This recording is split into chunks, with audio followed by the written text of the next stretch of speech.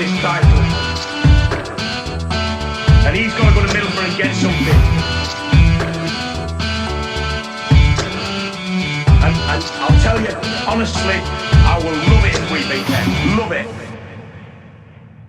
Right then, welcome to another edition of the Warm Down. Today, joining me is Ian Sterling, Vice Chair of Most Manchester United Supporters Trust. Ian, tell me how that came about. Over probably a 20-21 year period. Must originally was shareholders against Murdoch. So there were a group of shareholders. That was the Sky takeover. Sky takeover, yeah. I was a member from then because I had like one share. I think it was £2.16. I think the shares was around that time. I had one share. That's good to hear. Well, shares then to us were an emotional investment. It wasn't about how much they were. You know, that was the whole thing. So out of that emotional investment by supporters, some shareholders got together, said no, we're against the takeover with Murdoch. That came Shareholders United. At that time there was another sister organisation, Emusa, who kind of dealt with match day issues with supporters, stewarding, ticketing, travelling, you know, issues with the club. Good dialogue with the club as well, very good relationship with Ferguson. And then Shareholders United against Murdoch became Shareholders United. We encouraged more supporters to purchase shares, take a stake in the club, an emotional stake in the club to protect it. We had the backing of the club, backing of Alex Ferguson. At that time, very supportive, came out publicly and backed us, all the way to the Glazers actually taking over compulsory purchasing our shares. And then, as we had no shares, it became the Manchester United Supporters Trust then, whose objective was to have a ownership of the club that shared the values of the supporters. We are still that It's the pipe dream at the end of the tunnel, yeah, exactly. somewhere. But we want owners who have share the same ambitions as the supporters. You know, no other club in Europe has been as successful as Manchester United when it was owned by supporters. No other club. You know, 99 season, my club, team I owned, part owned, won the treble. That's a fantastic thing to be able to say. Since then, the two organisations have kind of merged in terms of the Supporters Trust and the Emusa, and we kind of do all the work as must now. And have taken on match-going issues into the organisation. And recently been allowed back into the fans forum as well. Yeah, we've been in the fans forum for the past 18 months. I think we're making good progress. There's been lots of wins, lots of areas that we've made progress on. The relationship with the club has vastly improved to where we were while Gil was still chief executive. Yeah, because wasn't it Gil that had some sort of like issue with Most or IMUSA over the takeover? Yeah, we had a. But we don't want to get bogged down in takeovers. No, but you know, it's important still, isn't it? We cared passionately about the club. You know, and we were feisty with it as well. I didn't wear a balaclava and get pulled off the top of a car. No. At the AC Milan game. No. Well done. Think about that. So there was lots of things that went on. Gil was more than happy to make a sizable donation to Shareholders United then. More than happy to. He shared our ambitions.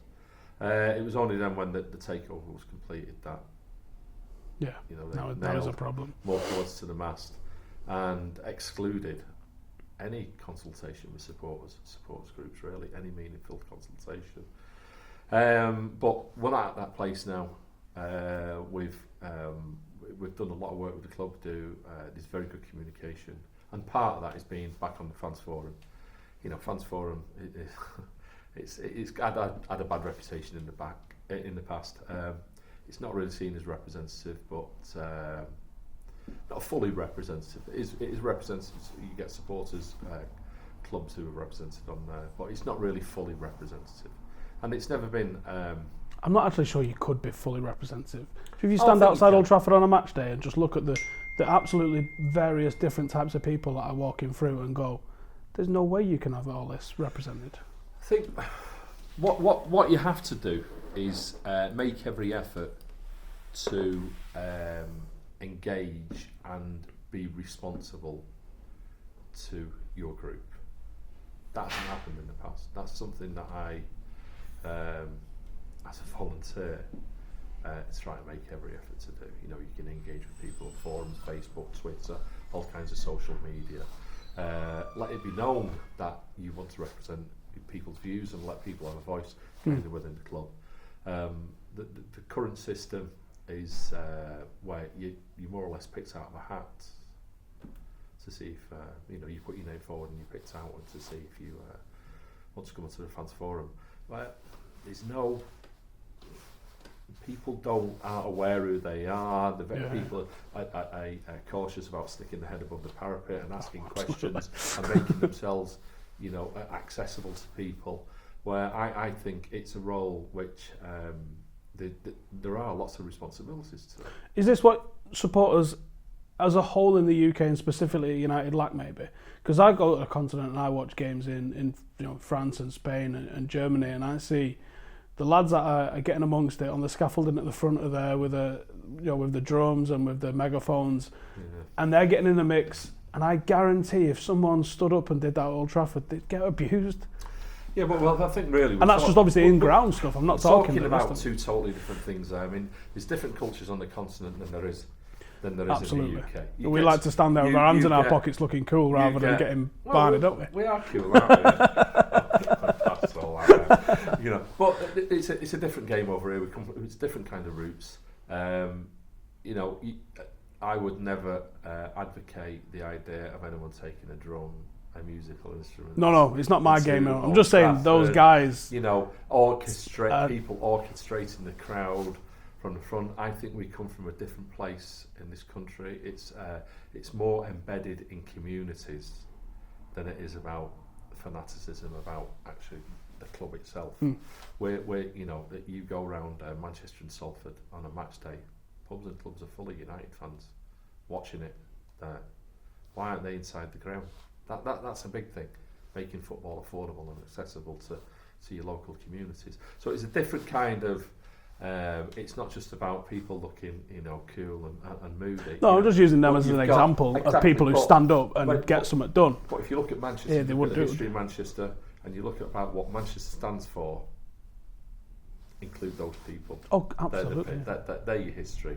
Well, they're your bread and butter. They're your DNA. When we talk about atmosphere and singing sections and this, that, and the other, there's still a place in the ground for granddads. People that have watched the United since the 50s and 60s, they're not going to be ballooning. Are you telling me they can't come? Well, there has to be places in the ground for everybody. We are not one homogenous group of people who should all be treated the same. And this is our problem a lot of the times, where commercial organisations, whether that be Football League, Football Association, the Premier League, or clubs, like to pigeonhole everyone into one hole and say, right, you've all been naughty boys, so you're going to get marched to and from a station, and you're not allowed in this pub, and you can't stand up at football, and you can't drink alcohol in fewer pitch because you've all been very naughty. It's a 70s attitude, and we really should have moved on from there. And this is part of the thing where you have to provide different facilities for different sets of supporters. You have to do it. And I think United now are getting far better at that. They're recognising what needs to be done in terms of the ground. They've ridden a gravy train, the Premier League, for so long, where money's just been thrown at them left, right and centre. Well, they can let us all in free, can't they? Exactly. It's been a self-playing piano that is just going to make bags of money every season. But I think nowadays, what we've tried to encourage with our dialogue with the club is to value different elements of your support, whether that be your most fervent support, your youths, your disabled section, disabled people with limited, physical, mental abilities should have equal access to the ground as everyone else. People shouldn't be disadvantaged because of that, but equal facilities should be able to be put in place for it. I don't think anyone disagrees with that. No one should disagree with that.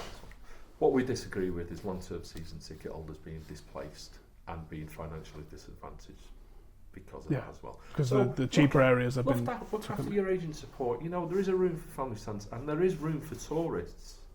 United sports tourism in Manchester is very, very big because of United. We have 800,000 visitors to Old Trafford on non-match days. It's a tourist attraction. That's the way it is. But it shouldn't get in the way of our core support, our local support, Salford, Manchester. youths being able to get in. Well, the new season ticket they've introduced for is it 18 or 25? 18 to 25s. £15 first 16 roads to the Stretford end. That's a top That is start. a big departure, a real big departure from where we were. Okay, it's not a magic wand, it's not going to happen straight away, it's going to get a few seasons to really take hold.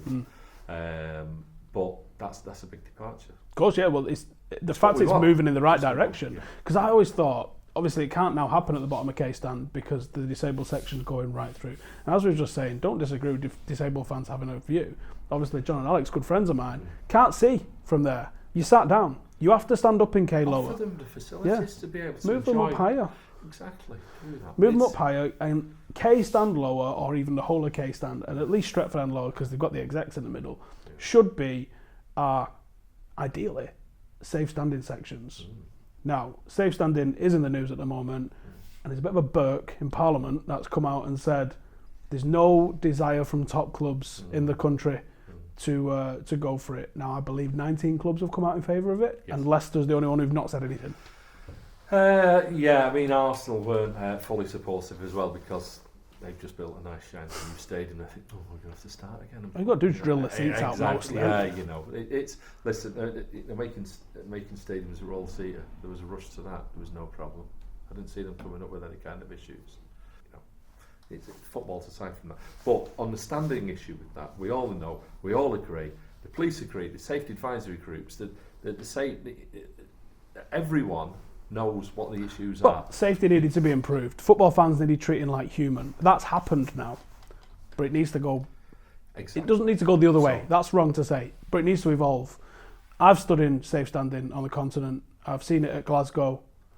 It's called safe standing. It's not called terracing. It's not called having a fucking. It's not called pens like it used to be called. Not. Listen, the old terraces. I grew up on the not so much on the terraces. You kind of progressed back into that. My time on the Stretford end was down on a nice warm pipe on the front. I got sat on the pipe. It's great in winter. Getting up on there. It's scary at time, but it's fantastic. It was also fantastic at time. We know we can't go back to that. We've all seen how successful rail seats are. Safe standing, rail seating is exactly the same as what we're doing now, but you've got a rail. Because where I'm on tier 2 of Stretford end, I don't think we've ever sat down apart from at half time in I don't know how long. But the angle is severe. People go over, like when Rashford scored against City in the derby, a lad jumped from the side of me and ended up down in front of me. It's dangerous. It's not safe. And this is why it's so frustrating when you get a minister whose next football match will be at Wembley in a nice comfy seat where she's quaffing champagne and eating free food, probably carpeted, and chauffeured in and out, who knows square root of fuck all about football fans and supporter culture, and she's making a decision about us and what we can do at football games. And what it's is infuriating. What is her problem specifically with it? Because she's wrong on the clubs don't support it. Is that her main issue? Was that someone said to her the clubs don't support it? I sway between two things with it. The first thing is she just thinks all football supporters are scum and it's a class issue. And she's in charge of sport in this country. And then the other opinion sway to is they're just being risk averse. They're in the business of keeping office, staying in government, keeping control, keeping power. If they think, all these hooligans are going to stand and it's going to be blamed on me because I allowed them to stand. I think there's probably a lot of truth in that. But it's just so frustrating. You go to football grounds now and the safe environments. I see trouble in Eastern Europe. I see trouble in Poland. Ukraine, maybe Moscow. A little bit. That's it. You don't get it in this country. Per capita, there are more arrests at Ascot than there are at Old Trafford. Or by about 4 or 5 times as well. I went to Cheltenham. There's stands there. There's just concrete steps going up, full of people on there. All They're up all as well. out to have a drink, cheering and getting behind. There's no problem. People are stood up there having a drink. You go to rugby, cricket. The Roses game is fantastic night out. You get a nice night in Manchester. Get on there, get a few beers, sit down, watch the cricket.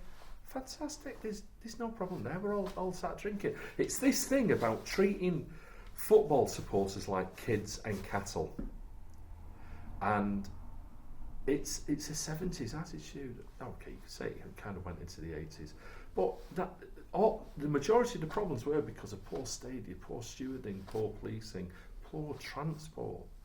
All these. It's a different world now. Oh, God. Why are we basing attitudes on 30, 40 years ago? And that's what I find so frustrating with it.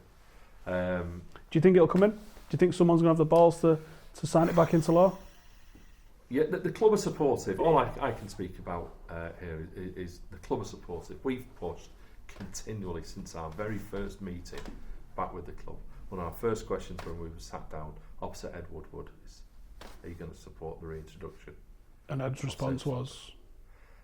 We would like to see it introduced. So the club are on board. It's obviously the government that's preventing this at the moment. They want it. Very, very supportive statements.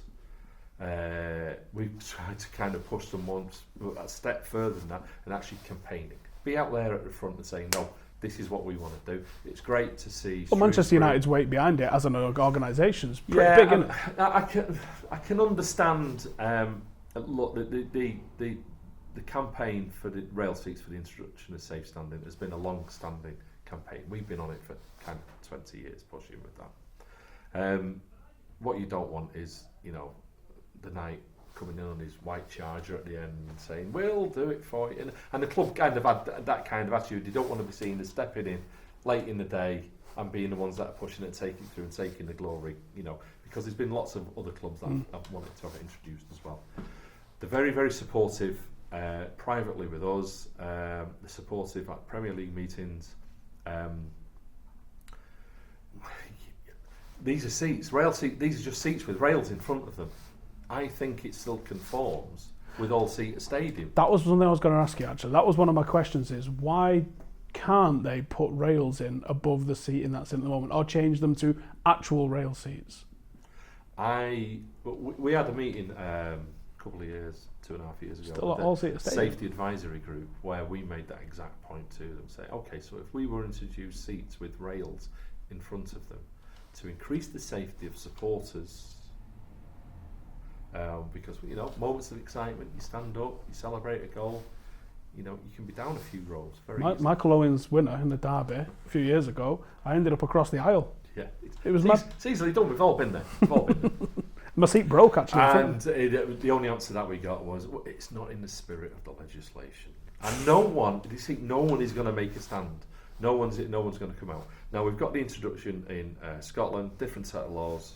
Fortunately or unfortunately, it's still a UK though. Still a UK government that's overseeing it. Sure. We're talking about medieval laws. It's a totally different thing with independence. For Scotland, things like that. But you've got things like Shrewsbury. You've got things like West Brom. You've got there's rugby grounds, isn't there? Rugby grounds. So gradually, bit by bit, it's all there. All it would take is for Tracy Crouch to get a pen out and put a line through one sentence. That is all it would take. There's no change in major legislation at all. One line, that's it. Understanding by her. So, if anyone's watching, they'll have seen a petition going around and urge people to sign it. We're over 51,000 signatures at the minute. I will bang a link to that in the description. Sign it and share it as well. Doesn't sound a lot, 51,000, but that's mostly generated by Twitter. And most of the matchday crowd, they're not. They don't go on Twitter, so it's been widely publicised on there. We're going to get to 100,000. It's going to happen before June the 8th, and I would imagine then there's going to be some kind of debate in Parliament about it. It's just a common sense decision. I don't know. I do know supporters who say they would not like to see it introduced, but they can give you no reason for it. Yeah, they can give you absolutely no reason for it. They can't say why, or any reason that they give you is because, well, I've got arthritis and I can't stand up. Well, that's great, so there should be choice for everyone then, so then you can sit down in your areas. I believe all the arguments have won. Yeah. All the barriers have been overcome. You don't even need rails. RB Leipzig, me and Dave went to RB Leipzig early last year, and they didn't have rails, they had really tall seats. Really tall seats, so as you sit back, the top of the seat's near your head, and the seat in front of you comes up to like waist high. It's even got a little shelf for your beer. It's fucking amazing. That's the next thing that we need to get back in, is beer on the terrace. You know, like we mentioned cricket, you know, rugby league, rugby union. Kind of, why not? It's the same people. I've spent a whole half stadiums on both sides. Well, you know, we've got to get over this attitude left over from the 70s or the 80s, and it's such a saying that it's not in the spirit of the law for the safe standing. It's not in the spirit of the law for the drinking. Because if I can stay, and I have stayed in the concourse and watch the match that I'm at on the telly so I can have a drink, but the pitch is there. What is the difference? Am I any more or less likely to cause trouble 10 feet away? No. It's an absolute joke. I don't think so. And again, it's kind of all this push from us. I mean, we can't do anything on a club-by-club basis with United in terms of talking with them. But we do meet as a Premier League group, and these are the kinds of issues that we push on a national level as well. Again, look, this attitude from authorities towards football supporters is outdated, and they really do need to move with the times. Respond to the risk rather than the perceived risk from 30, 40 years ago.